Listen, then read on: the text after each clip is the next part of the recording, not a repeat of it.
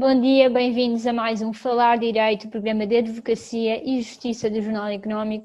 Desta vez vamos falar sobre os apoios do Governo às empresas, nomeadamente no âmbito fiscal. E para isso temos connosco o advogado Rogério Fernandes Ferreira, sócio fundador da RFF Associados. Dr. Rogério, é um dos fiscalistas que acha que o Governo podia ter ido mais além nestas medidas de apoio às empresas, nomeadamente na parte fiscal. O que é que ficou por implementar que podia ter sido feito? Bom, antes de mais, obrigado, Mariana, também por me convidar para conversar um bocadinho convosco sobre estas medidas. Bom, para já temos que distinguir um bocadinho aquilo que estamos a falar, não é? Como sabe, houve agora a apresentação pública, mas de qualquer forma já vem desde outubro do ano passado, mas houve agora a apresentação pública do Plano Nacional, chamemos assim, do Programa de Resiliência e de Recuperação. Isto é um programa imediato, não é um programa, digamos, para o curto prazo, e em que a Comissão e que a União Europeia vai participar. Portanto, é a primeira bazuca, chamemos-lhe assim, é a primeira bazuca que o Estado português vai efetivamente iniciar. Estão aqui em causa, como sabem, à volta de 16 mil milhões, sendo que a maior parte deste valor é um valor que vem efetivamente diretamente da União Europeia e que estamos aqui a falar à volta de quase 14 mil milhões, que vai ser injetado diretamente na economia portuguesa, digamos, nestes próximos 2 anos. Bom, o governo aqui está bastante limitado, eu diria ainda bem que está, porque provavelmente vai utilizar bem o dinheiro. Está limitado, antes de mais, por um instrumento jurídico, que é interessante, que é o regulamento do instrumento de resiliência e de recuperação, que é um instrumento comunitário e que, só pelo facto de ser este instrumento jurídico, faz com que se aplique diretamente nos Estados-membros e que se aplique diretamente de forma igual. Portanto, promove, de facto, digamos, a igualdade dos termos de aplicação do regime, mas Portugal recebe aqui um valor muito grande que vai utilizar e que vai utilizar de acordo com alguns critérios que estão, digamos, regulamentados e que estão previamente até coordenados com a União Europeia. É curioso que, como sabem, isto foi lançado por volta de outubro, entre outubro e fevereiro, o Governo tem estado, obviamente, em conversas várias com a União Europeia, no sentido de coordenar com ela este plano de recuperação e resiliência. Neste momento está em discussão pública,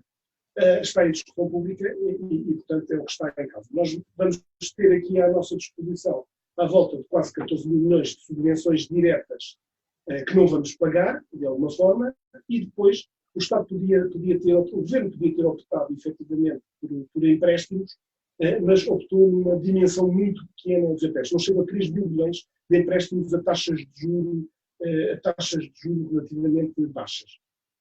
E já que fala nesse documento, que lá está, entrou recentemente em consulta pública, o que é que destaca do mesmo e acha que essa decisão foi prudente da parte do Governo? Questão de empréstimos. A parte que eu destaco de mais relevante é o facto de o Governo não insistir nos empréstimos públicos e canalizar a bazuca para as subvenções. É evidente que eu estou convencido que os partidos mais à esquerda se vão insurgir contra este facto, aliás, como têm feito nos últimos tempos, mas de facto o país não tem condições sequer orçamentais para continuar incessantemente no futuro à procura de mais empréstimos, mesmo que esses empréstimos sejam taxas de juros muito, muito interessantes e muito bonificadas. Portanto, neste momento o Governo optou que tem vindo a reduzir, digamos, o recurso a estes empréstimos mesmo neste plano, por isso é que eu quis salientar este aspecto, da maior parte destes 16 mil milhões, 13,9 mil milhões são efetivamente subvenções diretas e só à volta de 2,6, 2,7 é que são efetivamente empréstimos. Estes valores são valores para a recuperação imediata e para a resiliência imediata. Portanto, está aqui em causa, de facto, digamos, auxílios aos hospitais, por exemplo, ao nível da saúde pública, e estão aqui, portanto, também já, digamos, vários incentivos e várias despesas ao nível da transição climática e da transição digital. São esses aqui os três parâmetros que não são escolha do governo português, são obviamente, fazem parte da estratégia também da União Europeia para a próxima década. E que, por outro lado, se coaduna não apenas com o quadro financeiro plurianual e com, digamos, a estratégia da década até 2030, que decorre daquele documento que também falámos no final do ano passado, que é o documento do Dr. Costa Silva. As coisas estão conjugadas, a estratégia nacional com a parte financeira e com a estratégia europeia. Há bocado referi que os partidos da esquerda podiam sim surgir com alguns tópicos. Está em causa, por exemplo, uma crise política? Admite que possa haver numa altura em que é preciso coesão? Admito que não, tenho a certeza que não. Não só porque digamos, esta estratégia é uma estratégia europeia, como está devidamente enquadrada e regulamentada pela própria União Europeia, portanto a margem de manobra que Portugal tem é dentro destes limites e destes quadros que a própria União Europeia estabelece e que vai controlar, não é? E que vai controlar. Portanto, estou convencido que politicamente, obviamente, que vai haver aqui opções, mas a margem de manobra acaba por não ser assim tão grande por estas razões que eu acabo de deixar. Em relação às medidas anunciadas em dezembro e depois que entraram em vigor agora no início do ano e que têm este período temporal do primeiro semestre, o que é que acha que em termos fiscais podia ter feito e que não foi implementado? Repare, as medidas que se destinam a apoiar, digamos, a luta contra esta situação pandémica, quer do ponto de vista da saúde pública, quer do ponto de vista da economia, eu diria que a maior parte delas, e as relevantes, têm origem em despesa pública. Portanto, estamos a falar em subsídios diretos e em despesa direta. Estão aqui, obviamente, as moratórias nos pagamentos e estão aqui também, designadamente, o layoff. São despesa direta. Portanto, é através de despesa que o Estado tem procurado, de facto, combater, injetando dinheiro na economia e substituindo-se, de alguma forma, nos pagamentos. Seja como for, não me parece que hajam diferenças substanciais entre aquilo que foi feito quando do primeiro confinamento e agora deste segundo confinamento. Estamos, mais uma vez, portanto, as medidas são medidas de ajuda direta, mas com despesa, ou através de moratórias, ou seja, de adiamentos de pagamentos. Do ponto de vista fiscal, pouco se fez, e se calhar pouco se pode fazer, porque a margem orçamental que o governo tem é reduzida, em virtude da dívida pública que detém devido a aumentar, como sabe, ao longo dos últimos 40 anos. Portanto, a margem de manobra é reduzida, portanto, o Estado tem feito o que pode com o orçamento que tem e com os limites que efetivamente tem. Sendo que, apesar desta abertura da União Europeia para a existência de limites, obviamente que os limites não existem agora, mas vão existir depois e, portanto, não se pode deixar para depois aquilo que efetivamente se pode fazer hoje. É preciso cuidar, o governo tem tido efetivamente esse cuidado, o que se demonstra através deste plano de recuperação e de resiliência no respeito ao recurso a empréstimos públicos. Portanto, resumindo, o que queria dizer é que tem-se apostado na despesa direta, estou aqui a pensar mais no layoff, nos diversos programas de apoio, o programa Apoiar e outros programas, e menos em medidas fiscais. As medidas fiscais têm sido também elas próprias moratórias no adiamento da apresentação de declarações, no adiamento dos pagamentos, nos pagamentos em prestações, nas suspensões dos prazos de execução fiscal, mas são medidas desta natureza. Não houve ainda nenhuma medida, digamos, efetivamente de redução de impostos, por exemplo. Não é? Uma das coisas que defende, por exemplo, é que o Estado possa abdicar, ainda que temporário e parcialmente, da cobrança das retenções na fonte feitas pelas empresas. Isto é, com que margem temporal, por exemplo? Repare, essa minha sugestão surgiu em janeiro, quando uma série de empresas estavam a dizer que estavam a dizer que ia haver confinamento e que era preciso injetar dinheiro rapidamente nas empresas. Portanto, a questão é, nós podemos injetar diretamente o dinheiro nas empresas ou, pagando os nossos impostos no Estado e o Estado, através de subvenções, voltar a redistribuí-los, digamos, à economia, ou o Estado pode determinar que aquilo que tem a receber por parte dos impostos, afinal não recebe tudo, fica nas empresas. E, portanto, o que eu advoguei foi que nós estávamos aí à volta de 10 ou 11 de janeiro, as empresas têm até dia 20 de janeiro para entregar as refeições na fonte dos seus trabalhadores, é que o Estado abdicasse pura e simplesmente de parte dessa receita. Um verdadeiro perdão. Portanto, o Estado abdicava e esse dinheiro ficava nas empresas. Isto era uma espécie de um pacto social, ou seja, de um pacto laboral entre as empresas e a sua entidade patronal, em que, digamos, os impostos e o Estado, se quiserem triangular, não é? O Estado, em que, no fundo, o dinheiro que as empresas, que as entidades patronais tivessem retido aos trabalhadores, era ou não era entregue apenas parcialmente ao Estado, podendo as empresas ficar imediatamente com essa liquidez, não é? Portanto, em vez de terem essa obrigação de entregar. Bem, não foi esta a opção, mas era a maneira mais fácil de deixar o dinheiro nas empresas. Por outro lado, era uma fórmula também de se poder exigir a essas empresas de, se aproveitassem deste benefício, deste perdão, de terem que cumprir determinadas condições, por exemplo, não despedir os trabalhadores até ao final do ano, aqueles que estivessem aqui em causa, não é? Portanto, era uma via que achei bem mais interessante do que aquela muito mais burocrática e principalmente menos transversal, não é?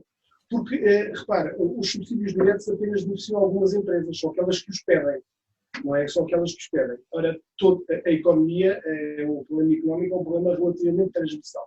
E, portanto, acho que por esta via fiscal se tornava a medida muito mais transversal e, sob certa perspectiva, talvez mais justa, porque ajudava a economia por igual, ainda que se pudesse estabelecer aqui algumas balizas. É evidente que as necessidades de cash flow e de liquidez das diversas empresas não é a mesma, mas podia aqui até haver uma distinção entre micro, pequenas e médias empresas e empresas de outra natureza. Mas achava interessante também este pacto social, se quisesse, entre trabalhadores, entidades patronais e o próprio Estado, no sentido de todos admitirem que parte de uma receita que cabe ao Estado ficasse dentro das empresas, em função até da dimensão das empresas e do número de trabalhadores que elas mesmas têm, que as restrições na fonte diferem, não é? Em função do volume salarial e do número de trabalhadores que tem a empresa. Foi uma ideia que deixei no sentido de permitir que essa liquidez chegasse às empresas mais depressa. Repare que as empresas queixam-se ainda hoje que não recebem a tempo e horas os valores a que têm direito de maior. Era mais rápido, era mais simples, era mais transversal e era bastante mais inovador do que este regime, se desculpem o termo, de beijamão, em que é o Estado que decide efetivamente define as regras, como é evidente, e depois é em função do pedido de cada empresa que o Estado efetivamente devolve. Seria um benefício temporário, não é? Um benefício temporário durante 2 ou 3 meses, podia ser parcial, não é? E era efetivamente um perdão. Muito obrigada. Vamos agora para um breve intervalo. Voltamos já a seguir. Ações e obrigações. Investimento e poupança. BCE e FED. Resultados e empresas. Análise e gráficos. Analisamos isto tudo e muito mais todas as semanas no Mercados em Ação do Jornal Económico. Temos analistas de topo em estúdio e em direto de Londres, Washington e de vários pontos do globo. No Espaço Empresas convidamos líderes de negócios que marcam a diferença em Portugal e lá fora. Contribuímos ainda para a literacia financeira com a palavra da semana. Não percam Mercados em Ação nos sites e nas redes sociais do Jornal Económico. Bem-vindos de volta. Estamos com o Rogério Fernandes Ferreira, sócio fundador da EFF Associados, a falar sobre os apoios do Governo à empresa e o Plano de Recuperação e Resiliência. Uma das suas bandeiras, no fundo, desde o início da pandemia, tem sido a criação do novo imposto, o Covid Short Tax europeu. Podes falar um bocadinho desta sua ideia e se faz sentido também nesta altura ainda? Bem, repare, isso tem que ser devidamente enquadrado, não é? Essa sugestão surge em março de 2020, numa altura que não havia a bazuca europeia, não é? É o primeiro problema. Portanto, nós estávamos aqui, portanto, a preocupação que me assaltou de imediato foi como é que se vai pagar este plano de resiliência que agora a Europa está a pagar. Portanto, pensei, é evidente que não podendo o Estado português endividar-se mais com os níveis de dívida pública que tem, que vão chegar agora a quase 140%, não havia essa possibilidade. Eu diria, mesmo que houvesse, não seria inconveniente, ou pelo menos eu acho que não é conveniente. Eu não quero deixar dívidas para os meus filhos, não quero deixar nem na minha vida privada, nem na minha vida pública. Portanto, achei que o Estado não se pode continuar a endividar. Portanto, há aqui só duas vias. Os empréstimos são impostos futuros, eu prefiro que sejam impostos presentes. Portanto, é só esta a questão. E, portanto, como é que se o Estado não tem dinheiro, se não deve recorrer a empréstimos, porque esses empréstimos são impostos futuros, são impostos dos nossos filhos e dos nossos netos, como é que se na outra solução? É através do imposto. Por outro lado, as empresas em situação pandémica não são os sujeitos passivos mais adequados para pagar essas empresas precisam de liquidez, precisam de cash flow, precisam de dinheiro. Não é? Portanto, onde é que se iria buscar esse imposto? Eu comecei a pensar, tinha que ser imediato, tinha que ser líquido. E pensei, coisa que sempre fui contrária até à data, mas acho que pelo menos é a primeira vez que isto se justifica. Isto justifica-se, este tipo de medidas, em situações de crise. É por isso que nós já tivemos impostos de guerra. Isto é uma guerra pandémica, se tivermos, não é? E há impostos de guerra. Houve impostos de guerra em variedíssimos países, os mais insuspeitos. Estou a pensar, por exemplo, na Alemanha, ou estou a pensar no Japão, ou estou a pensar na França e em muitos outros. E, portanto, é preciso, para resolver problemas, é preciso um imposto novo. Como eu tenho medo que o Estado eternize os seus impostos quando cria impostos novos, achei que isto podia ser primeiro um imposto temporário. Portanto, podia ser um imposto de 1, 2, talvez 3 anos. Seria um imposto sobre ativos líquidos financeiros. Onde é que eles estão? Estão nos depósitos bancários. Devia incidir sobre residentes em território português. Onde estão cidadãos portugueses e cidadãos estrangeiros? Não é? Que beneficiam do facto de serem residentes em Portugal, não é? Do facto de serem residentes em Portugal e gostam de cá viver, portanto também têm que participar nas despesas relacionadas com o país onde vivem e onde residem. Só que, nesta altura, eu pensei num imposto europeu, porque não pode ser só Portugal a fazer isto, num imposto de repartição. Ou seja, seria a União Europeia a determinar um imposto europeu, qual era o valor que se queria cobrar, e determinava-se a taxa, que era depois repartida nos diversos países, com um limiar de isenção, não é? E repare, essa isenção não é a mesma.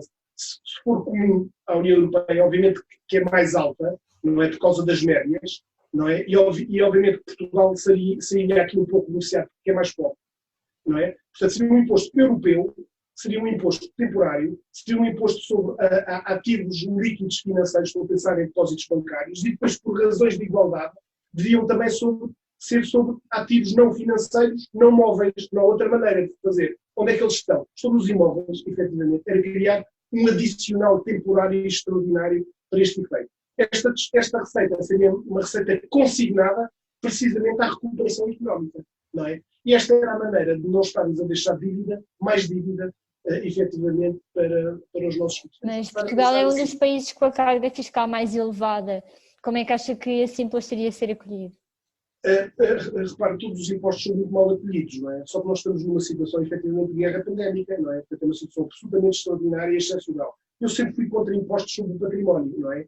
Mas acho que pela primeira vez eles se justificam desde que tenham finalidades imediatas e diretas e pré-definidas. Daí que fosse um imposto temporário, não é?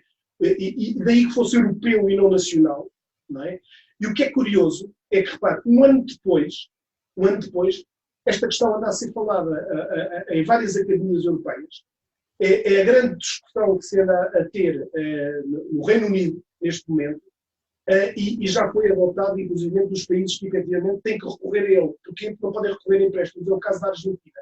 Portanto, só para lhe dizer que isto provavelmente não chegou ainda, mas há de chegar, não é? Não há outra solução. E, aliás, espero que chegue em detrimento de mais dívida pública.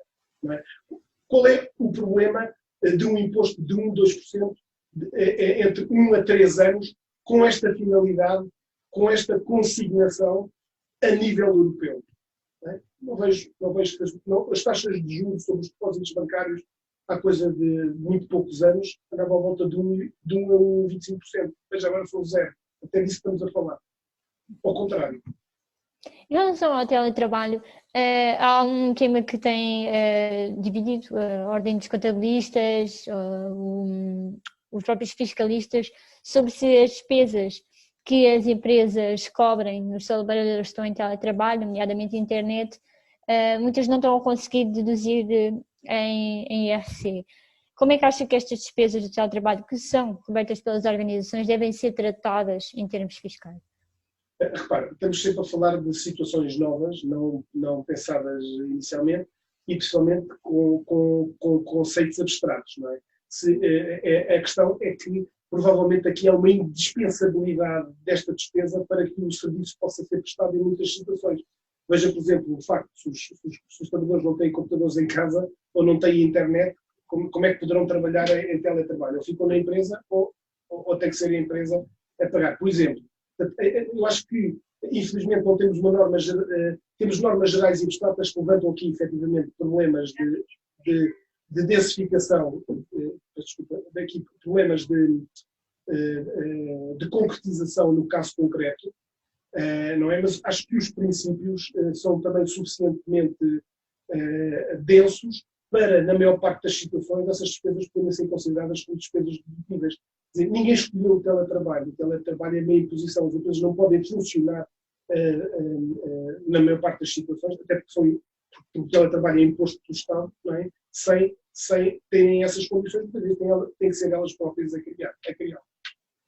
Muito obrigada, Dr. Rogério, pelo seu tempo. Nós voltamos para a semana com novos temas, novos convidados. Até lá, continua a acompanhar no site do Jornal Económico e nas nossas redes sociais as notícias sobre os assessores dos principais negócios. Muito obrigada.